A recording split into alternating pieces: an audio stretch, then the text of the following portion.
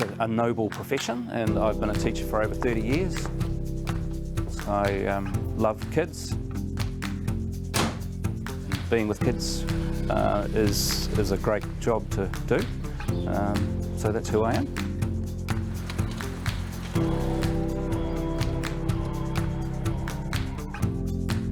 I am an ex-kid, and I like having fun. The peace and quiet of his office is a sanctuary for Bruce McLachlan. His dog Chelsea can and does hide here, but as principal, he can't ignore what's going on outside.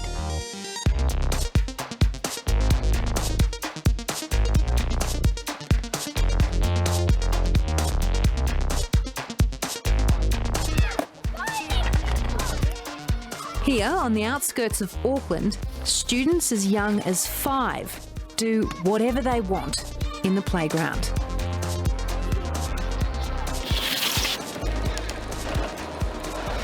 They roam around with no shoes, but plenty of homemade weapons.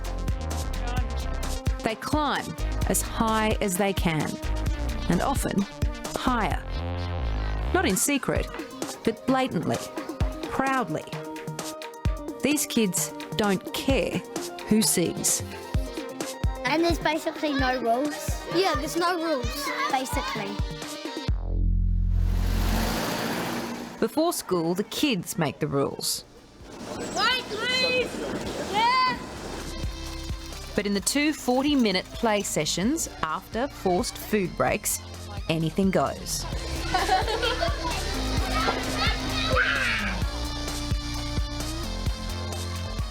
Are you scared?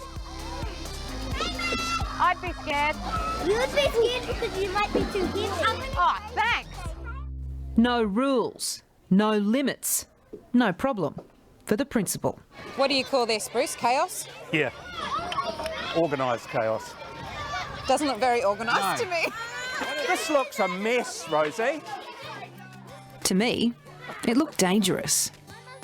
And don't you worry when they're climbing up high and... I always say to people when they're looking and they say, oh, a kid might get hurt, I say, don't look. That is very, very high. If it worries you, don't look. When do you step in? How far is too far? Personally, I wouldn't step in at all. I would wait for a kid to come to me for help. So when kids are on their own, learning to do things for themselves, some of the lessons might be hard, but they're good lessons. It's good learning. When Bruce strolls through the playground, the kids know he's there. Can't miss those shoes. They also know there's only one thing they could do to make him really mad. Do you have any rules? I suppose that there are rules that people understand are rules in society. You know, kids aren't allowed to kill each other. So that's the only rule? Your kid can't kill another kid? Yeah. It's been 3 years since Bruce introduced free-range kids play breaks. The idea was to stop saying no. We didn't say you can't do that, we just turned a blind eye. Over a period of time we turned a blind eye to everything, because actually nothing that the kids were doing was a problem. The real problem, he says, is mollycoddling. The birth of helicopter parenting, the need to wrap our kids up in cotton wool and not give them an opportunity to hurt themselves. And when you do that for the very best of reasons, you're actually taking away a lot of learning opportunities for kids. So Bruce decided to throw out the rule book without asking the parents. Because we didn't actually tell them what we were doing. And what we were doing was basically just taking away the rules gradually and letting kids be kids. Needless to say, the kids think he's great, but then they would. I'll do one more, then I'll go back to class. It's a bow and arrow with sticks and string. It's made of it. You shoot it. Okay. I'm still really careful not to hit anyone though. What do you do when you can do anything you like? What do you do? We have fun, climb trees. Hello.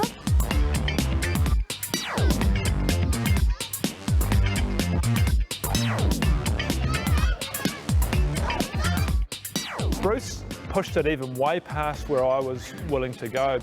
Professor Grant Schofield and his research into playtime behaviour are partly to blame.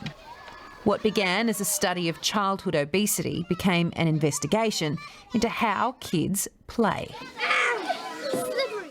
So we went to a bunch of schools and started to think, well, could we reintroduce the idea of risky, unmanaged play, kids playing on their own terms? Hello. And the answer to start with from schools, at least in the higher socioeconomic areas, was no. Bruce said yes.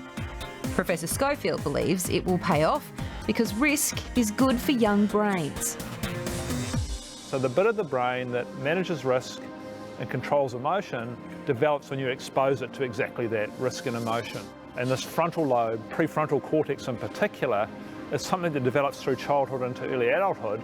And it's a very important part of the brain. It runs simulations about the consequences of our behaviour. If I behave like this, then this will happen. If I do this, then maybe this will happen. He says overprotection can do more harm than good.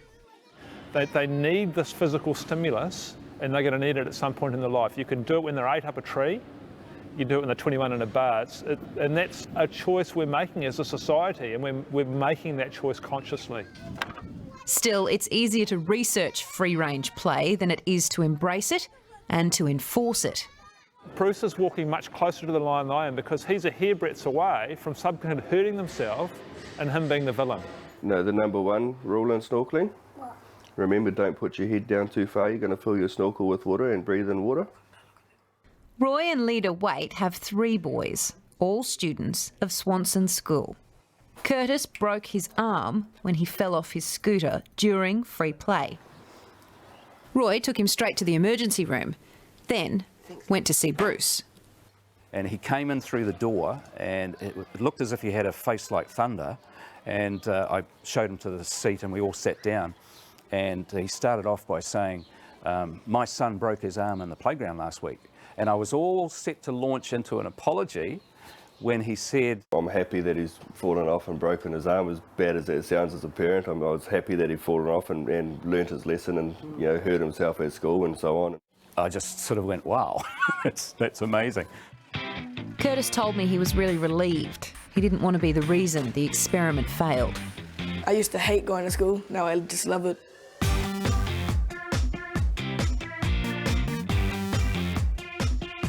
But these days on the scooter, he's a little bit more careful. Bruce says fewer kids hurt themselves now than before the No Rules program was introduced. That's despite the ticking time bombs that litter this playground. The place is an absolute mess. It's full of junk and they don't even know where lots of it came from. They think just kids are bringing it in from their own houses. There's huge big chunks of timber, jagged edges everywhere, big bits of steel. To adults, it's rubbish, but to kids, it's awesome.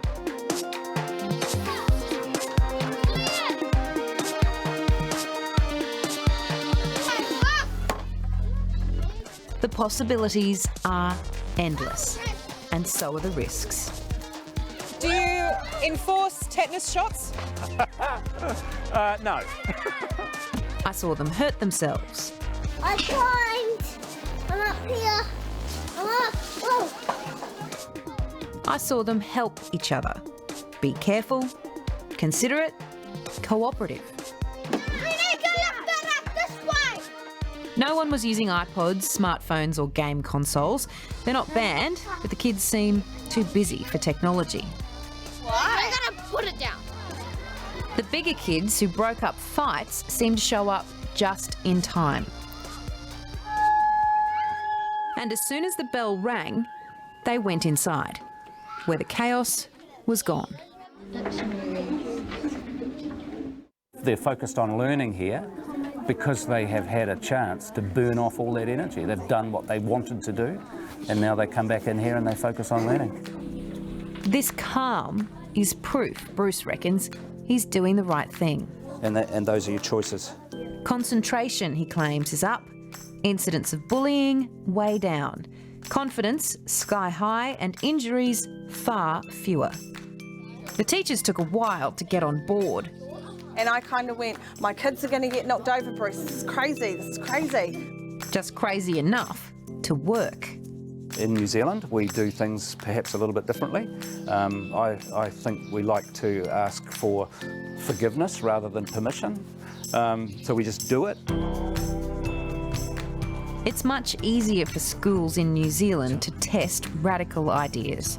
There's a national insurance scheme covering the medical costs of personal injuries, so parents don't tend to sue schools. You know, even if worst case scenarios, you know, happens, then I certainly wouldn't want to take legal action. I think it's bloody great. Not because of what the teachers do, but what they don't do. This little girl got stuck and asked for help. Now I forgot how to get down. When I asked Bruce if I could give her a hand, he told me no. You get up, you get down. She did. Then she climbed straight back up.